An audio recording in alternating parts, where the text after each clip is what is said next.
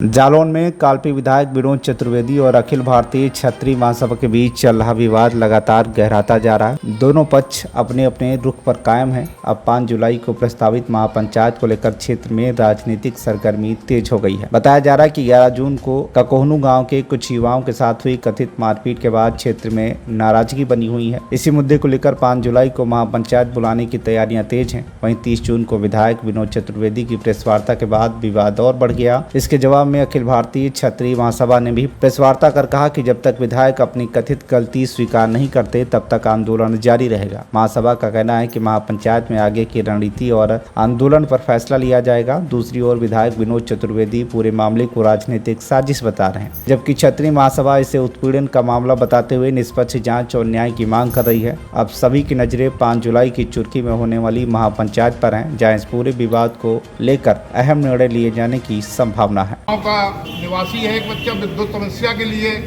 गांव के लड़के आए थे।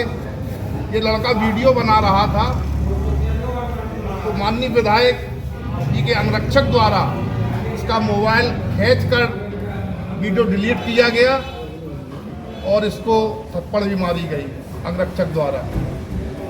उसके सापेक्ष में 11 तारीख को हम लोग न्यावतपुर में समाज के लोग बैठी मीटिंग कर रहे थे, तो उसके अगले दिन विधायक पुत्र आशीष चतुर्वेदी द्वारा एक फेसबुक पर मैसेज डाला गया कि जुगनुओं की पंचायत लगी है सूरज को हटाने के लिए।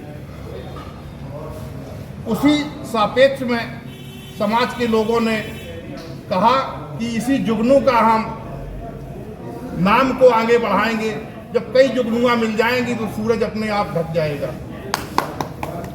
ये जो प्रेस वार्ता रखी, क्या उद्देश्य था प्रेस वार्ता रखने?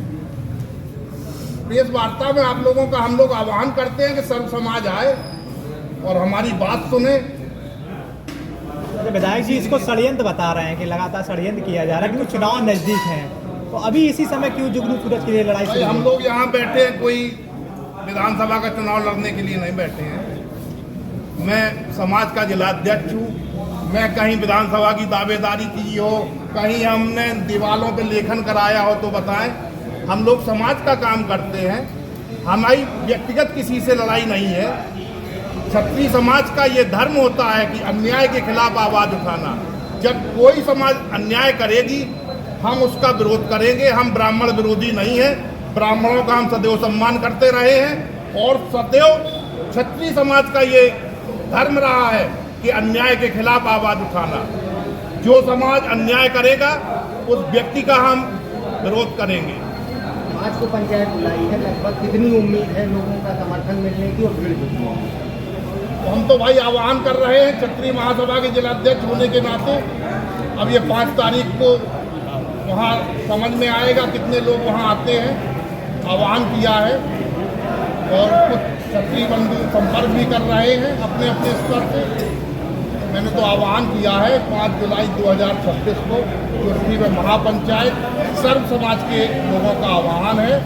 आपने कहा कि विधायक जी ने गलती जो है स्वीकार की है, तो फिर पंचायत का आपका मकसद क्या है, क्यों आपके पंचायत करने की जरूरत है? नहीं, विधायक जी ने गलती स्वीकार नहीं की है, ऐसा कोई प्रमाण है क्या? अभी हमने बोला अगर हुआ था उसमें विधायक जी ने माना है कि हाँ ये गलत हुआ था, तो गलती स्वीकारी मानने के लिए यादवेंद्र जी ने ये कहा है कि विधायक जी 8 तारीख की घटना हुई, 8 जून 2026 की घटना है और 30 जून 2026 को माननीय एक प्रेस कॉन्फ्रेंस करते हैं।